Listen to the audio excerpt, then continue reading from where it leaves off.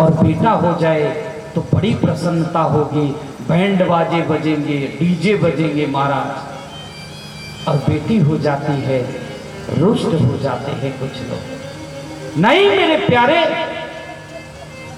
मुझे इस बात का दुख होता है, मेरे यहां भी 3 बहन थी मेरी सगी। आज वो तीनों बहनें अपने घर चली गई हैं, ससुराल चली गई हैं। मैं अपनी स्थिति बता रहा हूं। मैं 2 भाई हूं, एक तो मैं हूं, एक आप देख रहे हैं जो हमारे मनीष शुक्ल जी हैं। आज माँ की ये स्थिति है, थोड़ा माँ का ये पैर पकड़ लिया, चल लेती हैं, कार्य कर लेती हैं, पर उन तीनों बहनों का कितना सहारा रहता था। जब पिताजी आते थे वही जितना बेटा सहारा नहीं देगा घर का, समझिएगा बेटियां अपने पिता को बहुत मानती हैं। और वह बेटी जन्म लेती है दूसरे के घर, अपने घर में जन्म लेगी, उसी घर को अपना मानेगी और पापा बुलाएगी, मम्मी बुलाएगी। एक दिन ऐसा होता है वो बेटी दूसरे के घर हो जाती, पराई हो जाती है। ये बेटियां कोई साधारण नहीं है मेरे प्यारे। कितने सौभाग्य से बेटी मिलती है, उसी घर को पराया कहने लगते हैं। और दूसरे के घर में जिसको कभी सुना नहीं था, जिसको कभी जाना नहीं था, केवल मांग में सिंदूर भरते ही, पाणी ग्रहण संस्कार करते हुए, 7 फेरे लगाते हुए पति रूप में प्राप्त कर लेती है बेटियां। दूसरे के घर को पिता कहने लगती है, मां कहने लगती है।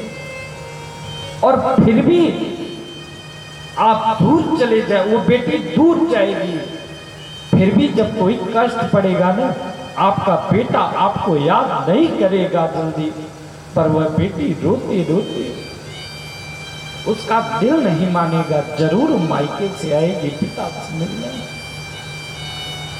इसलिए मेरे प्यारे,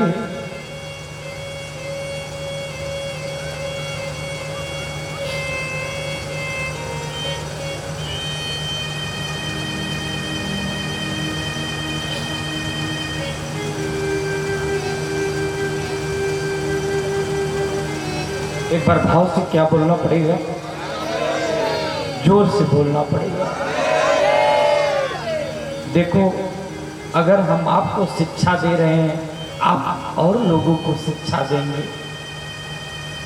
अगर हम सुधरेंगे ना, तो हम 10 लोगों को, 100 लोगों को सुधारेंगे, और आप भी आगे चल के 100 लोगों को सुधारेंगे। इसलिए मेरे प्यारे, जब बेटी भी हो ना, लक्ष्मी स्वरूप मानो से, खूब बाजे बजवाओ।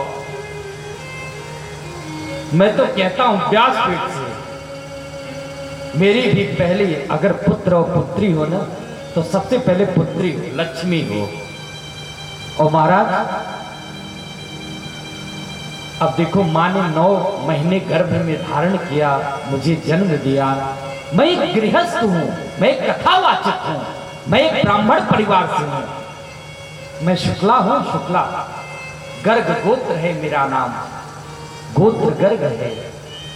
और मेरा जन्म भी इस तीर्थराज प्रयाग में जन्म मिला। कितना बड़ा सौभाग्य है मेरा।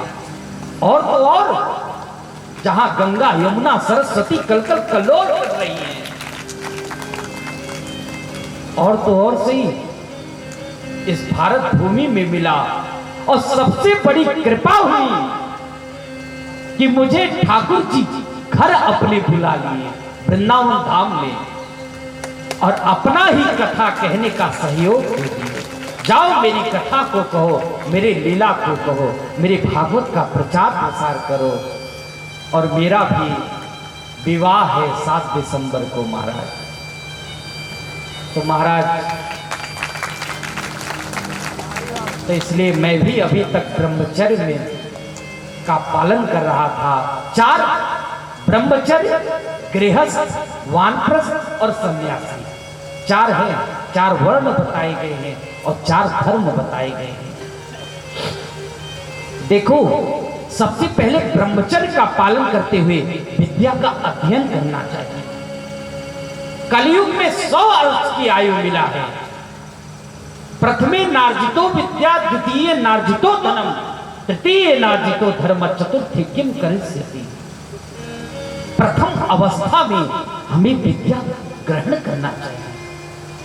प्रथमे नार्जितो विद्या, ब्रह्मचर्य का पालन करके फिर गृहस्थ में प्रवेश करना चाहिए।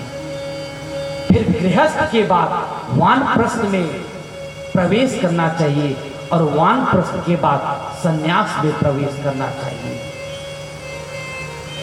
अगर क्रम बाई क्रम आप चलते हो तो आप पीछे लौट नहीं सकते। भागवत कह रहा है ये बात। और अगर ब्रह्मचर्य का पालन करते हुए आप शास्त्रों का अध्ययन कर लिए, विद्या अध्ययन कर लिए, उसके बाद गृहस्थ में रहना चाहते हैं तो आप रहते हुए गृहस्थ का पालन करें और भगवान का भजन करते हुए जीवन यापन करें, क्योंकि आगे जाते हुए पीछे नहीं आना। फिर तो आप नरक लोक को जाएंगे, फिर आप स्वर्ग में नहीं जा सकते हैं। इस प्रकार महाराज अपने ही परिवार जब 56 करोड़ हो गए, भगवान प्रसन्न रहते थे। कितना भी बड़ा परिवार हो जाए फिर भी हम हंसते रहें, मुस्कुराते रहें। ये न सोचिए इतना बड़ा परिवार हो गया। महाराज 10 लोग हो क्या गए घर में, रोज जैसे 2-4 बर्तन खटकते रहते हैं ऐसे ही बर्तन की तरह खटकते रहो। नहीं, सहनशील बनो। मैंने प्रत्यक्ष प्रमाण बता रहा हूं। ये हमारे जो मुख्य यजमान जी हैं ना, शर्मा जी, महापुरुष है महाराज अगले जन्म के, और किया हुआ जन्म कभी क्षीण नहीं होता। पुण्य हो चाहे पाप हो,